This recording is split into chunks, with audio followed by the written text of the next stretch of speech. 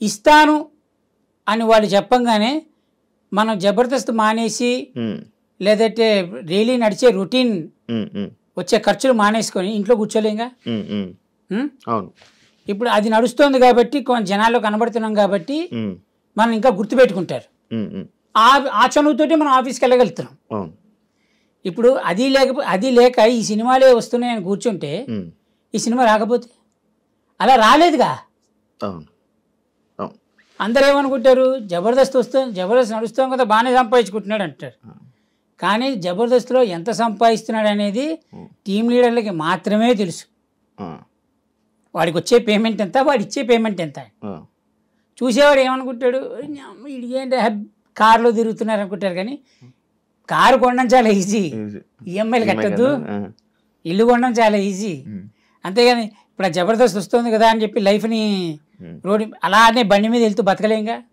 Maintenance కోసమే artist సగం జీవితం శంకరాగిపోయేది కాదని. ఇప్పుడు జబర్దస్త్ మళ్ళీ ఇల్లు ఆలోచన కానీ లేదు. ఇప్పుడు 2013లో జబర్దస్త్ స్టార్ట్ అయింది అయ్యా. 2013లో జబర్దస్త్ స్టార్ట్ అయ్యి 14లో ఎప్పుడో స్టార్ట్ అయింది ఈ ఈగో అనే టాపిక్. అవును అప్పటి నుంచి ఉంది. 14 నుంచి 24 10 ఏళ్ళు ఇంకా పోలేదు నా ఈగో అనే టాపిక్. ఎలా జరుగుతుందంటేరా, టీం లీడర్గా నేనుంటే నా కింద పనిచేసే వాళ్ళు స్టేజ్ మీద ఎలా పర్ఫార్మెన్స్ చేయాలి అన్నది నాకు తెలుస్తుంది. ఇంతవరకు నా స్క్రిప్ట్లో ఏ రోజు కానీ ప్రాక్టీసులు పెట్టలేదు ఎవరికి. డైలాగ్ ప్రాక్టీస్ చేయి, అది ప్రాక్టీస్ చేయి, ఇది ప్రాక్టీస్ చేయని వేరే టీం లీడర్స్ లాగా. నువ్వు ఏదైనా స్టేజ్ మీద చెప్పే దాన్ని నేను చూసుకుంటా, కౌంటర్ ఇస్తాను నేను, నీకు సపోర్ట్ నేను ఉన్నాను, నువ్వు ఎందుకు టెన్షన్ పడుతున్నావు అనేదే చేశా. 4 చప్పట్లు వాళ్ళకి ఎక్కువ పడ్డాయి, నేనేం ఫీల్ అవ్వలే. కానీ ఆ 4 చప్పట్లు ఎక్కువ పడిన తర్వాత వాడేం ఫీల్ అయ్యాడు తెలుసా, చంటి కంటే నేను ఎక్కువ అని ఫీల్ అయ్యాడు. ఎక్కువ అని ఫీల్ అయ్యి వాడు సమయం కోసం చూసి చంటిని ఎక్కడ పడవాలో అక్కడ పొడిచారు. ఎటు తిరిగి నష్టపోయింది నేనే. అందరూ బాగున్నారు, అందరూ హ్యాపీగా ఉన్నారు. నేను అదే అంటున్నా, ఈరోజు జ్ఞానోదయంతో చెప్తున్న మాట. జబర్దస్త్ బ్యాచ్లో ఒకరికి ఒకరు సాయం చేసుకునే గుణం ఎంత శాతం ఉందనుకుంటున్నావు? ఉన్నదా అసలు? 100% ఉంది. 100%. అయ్యో, ఒకటి కష్టంలో ఉన్నాడంటే మొత్తం జబర్దస్త్ టీం అందరు కలిసి సపోర్ట్ చేస్తారు. రివర్సా? నేను రివర్స్ ఏమని చెప్పానా? స్ట్రైట్గా చెప్పింది. ఏది నిజం ఏది అబద్ధం నీకు తెలుసు, నీ మనసుకు తెలుసు, చూసేవాళ్ళకి అర్థమవుతుంది. ఉందనే చెప్తున్నా అబ్బా, నేను తప్పు చెప్పట్లే. ఉంది 100%. ఒక మనిషికి కష్టం వస్తే జబర్దస్త్ టీం అందరూ కలిసి సపోర్ట్ చేస్తారు, వాడిని నిలబెడతారు, వాడు బాగుంటాడు.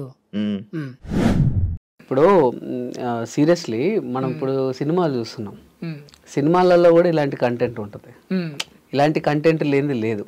ఈవెన్ ఇప్పుడు బూత్ షో అని అన్నారు, కరెక్ట్. చాలా మంది కూడా బూత్ షో అని చాలా మంది విశ్లేషకులు, చాలా మంది గొప్ప వాళ్ళు అన్నారు కదా. మరి ఎందుకంటే బూత్ షో అయితే అంత రేటింగ్ వస్తుంది అంటే ఇప్పుడు టీవీలోకి వెళ్ళిపోయింది కాబట్టి ఇంకా వాళ్ళు చూస్తున్నారు. బూత్ షోనే కదా అండి. ఇప్పుడు బూత్ సినిమాలకు పిల్లల్ని తీసుకుని మనం సినిమాకి వెళ్ళాం కదా. ఇప్పుడు టీవీ అయితే ఒక రూమ్ లో బెడ్రూమ్ లోనే పెట్టుకొని పెద్దలు మాత్రం ఎంజాయ్ చేయరు కదా, ఇంటిల్లి పాది చూసే షో. ఇప్పుడు ఇంకోటి ఏంటంటే, మీరు ఏదైనా సరే అమ్మ అని అంటారు, అమ్మ అని కొంతమంది ప్రేమగా అమ్మ ఇట్రా అమ్మ అంటారు. అమ్మ ఇట్రా అమ్మ అంటే అందులో అర్థం చేసుకునే దాన్ని బట్టి ఉంటుంది. అర్థమైంది కదండి. ఇప్పుడు చూసేవాడు సింగిల్ వే చూస్తాడు, సింగిల్ వే చూస్తాడు, డబుల్ వే చూసేవాడు డబుల్ వే చూస్తారు. ఇంకోటి ఏంటంటే, బూత్ షో అనేది అంటే మరీ అంత వల్గారిటీ అయితే లేదండి. ఏదైనా అప్పుడప్పుడు చిన్న చిన్న డబుల్ మీనింగ్స్ వస్తాయి. పెద్ద సినిమాల్లోనే ఉన్నాయండి డబుల్ మీనింగ్లు కదా. సో ఇందులో వస్తే పెద్ద తప్పేమో అని అనుకోలేదు నేను. ఈవెన్ ఇంకొకటి ఏంటంటే, ఈ జబర్దస్త్ అనేది మాకేంటంటే మాస్ ఆడియన్స్కు చాలా కనెక్ట్ అయింది. సో మాస్ ఆడియన్స్ ఒరే అబ్బాయి ఇలా రారా అంటే నవ్వరు, అబ్బాయి అంటేనే నవ్వుతారు.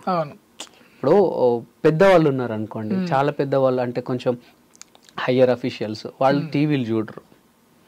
సో మన మిడిల్ క్లాస్ నుంచి ఇటు కింది వాళ్ళకి మనకు టీవీలు, సెల్ ఫోన్లలో మనం అంటే మనకు ఉన్నటువంటి ఎంటర్టైన్మెంట్. పెద్దవాళ్ళు చదువుకున్న వాళ్ళకి ఏంటంటే వాళ్ళకి ఆఫీసెస్ అవి వాడుతుంది సరిపోద్ది. సో మాకు వీళ్ళు కావాలి, సో వీళ్ళకి నచ్చే కంటెంట్తో వెళ్తాం అంతే. మీరు ఇంకొకటి, మీరు బూత్ షో ఇప్పుడు మీకు జబర్దస్త్ ఒక ఎపిసోడ్ ఎన్ని వ్యూస్ ఉంటుందని మీకు తెలుసు యూట్యూబ్లో? మిలియన్స్లలో ఉంటుంది. ఎస్, ఓకే, ఒక 1,00,000 వేసుకుందాం సరే, మిలియన్స్ వద్దు, 1,00,000 వేసుకుందాం. అందులో వచ్చే కామెంట్లు 50 ఉంటాయి కదా బూత్ షో అని. అంటే మిగతా 9 లక్షల మంది 1 మిలియన్ తీసుకుంటే సరే 90,000 మందికి తెలియట్లేదా? మరి ఎందుకు వేయట్లేదు వాళ్ళు? ఇప్పుడు మీకు వచ్చిన దాంట్లో కామెంట్స్లో చూసుకుంటే మీకు ఒక 80-90% సూపర్ గ్రేట్, పలానా కామెడీ బాగుంది, పలానా స్కిట్ సూపరు, రాఘవన్న సూపరు, చంద్రన్న సూపరు అని అట్లా పెడుతూ ఉంటారు. ఎవరో ఒకటి బూత్ షో, వేరే బూత్ ఒక 5-6 పెడతారు. 100 కామెంట్లు ఒక 5-6 వస్తాయి. ఇంకొకటి ఏంటంటే అండి, కాసే చెట్టుకే రాళ్ళ దెబ్బలు, కాసే చెట్టుకే రాళ్ళ దెబ్బలు 100%. ఇప్పుడు బూత్ షో అనే మహానుభావులు వాళ్ళు ఎప్పుడు కూడా బూత్ వాడలేదా? వాడతారు, వాళ్ళ నిత్య జీవితంలో వాడతారు. మీరు నిజంగానే అది నిజంగా బూత్ షో అని అయితే అంత రేటింగ్ రాదండి 100%.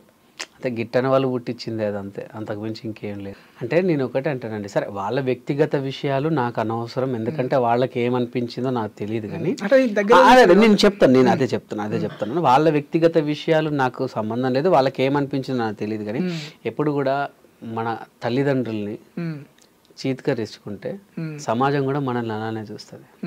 ఇప్పుడు తల్లిదండ్రుల్ని అనాథాశ్రమంలో వదిలినోడు బ్రతికినా చచ్చినట్టే నా దృష్టిలో. తల్లిదండ్రుల్ని బ్రతికుండగా అనాథాశ్రమంలో వదిలిన కొడుకుల్ని వాడు బతికినా చచ్చినట్టే నా దృష్టిలో. సీరియస్లీ, వీడు చిన్నప్పుడు పుట్టితే వాళ్ళు ఎంతగా వాడిని పెంచడానికి ఎంత కాయ కష్టం చేసారు, అండ్ వాడిని చదివించడానికి ఎంత కష్టపడ్డారు.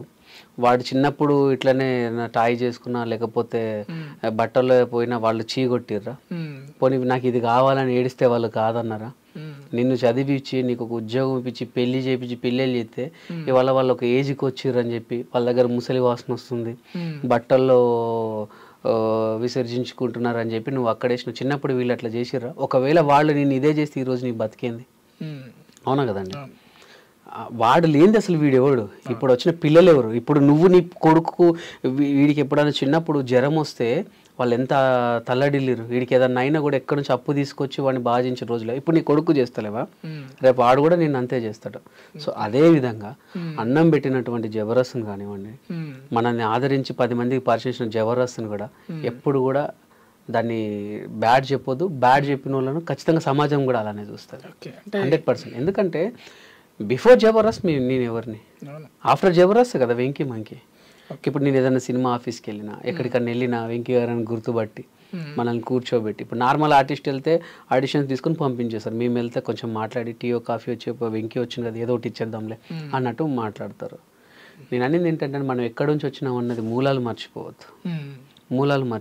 మూలాలు మర్చిపోతే అదిగా వాళ్ళకి విజ్ఞతకు వదిలేద్దాం. అంటే తొక్కడం అంటే చంటన్నకు ఏం జరిగినా తెలియదు, కానీ నేను ఒక్కడే చెప్తాను, మనకు టాలెంట్ ఉంటే ఎక్కడన్నా బతకొచ్చు. అది జబర్దస్తే కావచ్చు, డిఏ కావచ్చు, శ్రీదేవి డ్రామా కంపెనీ కావచ్చు, ఇంకా ఏదైనా స్టార్ మానే కావచ్చు, జీ తెలుగే కావచ్చు, ఎక్కడైనా బ్రతకొచ్చు.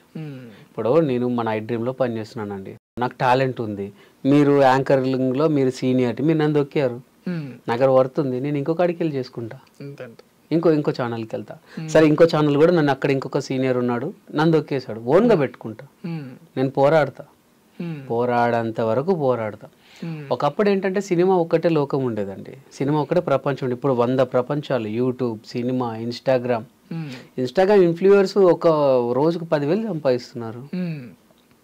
మనల్ని ఎవరు తొక్కాల్సిన అంటే తొక్కారంటే మరి అప్పుడు ఆ టైంలో సినిమా ఒక్కటే ఉండే కాబట్టి పాపం ఆయనకు అది హెల్త్ బాగా లేకుంటున్నప్పుడు అదే అప్పుడు అన్న ఓన్లీ సినిమా ఒక్కటే ఉండే కదా. ఇప్పుడు అప్పుడు అది ఎప్పుడు ఒక 4-5 years బ్యాక్